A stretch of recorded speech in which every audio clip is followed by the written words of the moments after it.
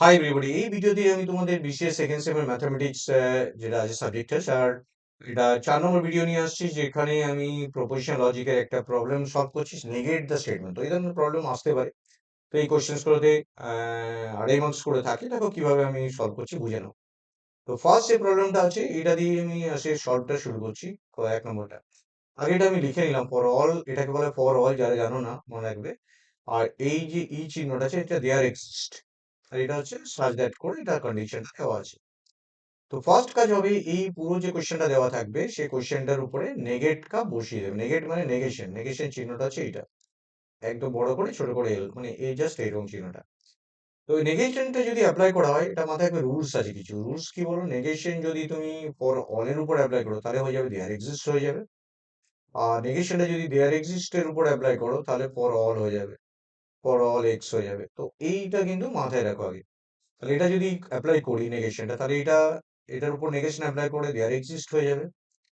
এটার উপর যদি অ্যাপ্লাই করি তাহলে এটা ফর অল হয়ে যাবে, ফর অল এক্স। উল্টো হয়ে যাচ্ছে। অ্যান্ড এইটার উপর যদি করি তাহলে দেখো কি হতে পারে। এটা আমি ইকুয়াল টু দিয়ে লাস্টে এটাই করছি। প্রত্যেকটা ইন্ডিভিজুয়ালি অ্যাপ্লাই করলাম, তাহলে এখান থেকে এটা পেলাম, দেয়ার এক্সিস্টে যেরকম আসে লিখে দিলাম। ফর অল, এটা ওয়াই ছিল অ্যাকচুয়ালি, ইয়েস এটা ওয়াই ছিল, তো এটা ওয়াই করে নিলাম। আর এখানটা দেখো এটা করলে কি হবে, এটা ইকুয়াল টু ছিল, যেটা নেগেট করলে নট ইকুয়াল টু হয়ে যাবে। তাহলে x plus y not equal to zero. তাহলে এটা এক্সপ্রেশনটা কি দাঁড়ালো, for there exist some x for all y, x plus y is not equal to 0. তো এটা স্টেটমেন্টটা লিখতেও পারো নাও পারো, জাস্ট ফাইনালি এটা, এটাই হচ্ছে লাস্ট অ্যান্সার যেটা করলাম আমি। তো এই প্রবলেমটা আমি এখানে সলভ করলাম। এবার দেখো এই প্রবলেমটা আছে কোয়েশ্চেন নাম্বার 2, স্যার এটা 1 এ করলাম। বাট 2 নম্বর প্রবলেমটা আছে, তো 2 নম্বর প্রবলেমটা আমি এখানে সলভ করছি। আপনাদের কালিয়ে নিচ্ছি এখানটা। 2 নম্বর প্রবলেমটা দেখো।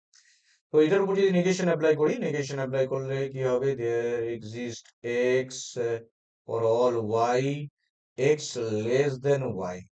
তো এটা পুরোটার উপর যদি নেগেশন অ্যাপ্লাই করো, একটু আগে বললাম নেগেশন যদি এটা, এটার উপর দেয়ার এক্সিস্ট এর উপর করো তাহলে ফর অল এক্স হয়ে যাবে।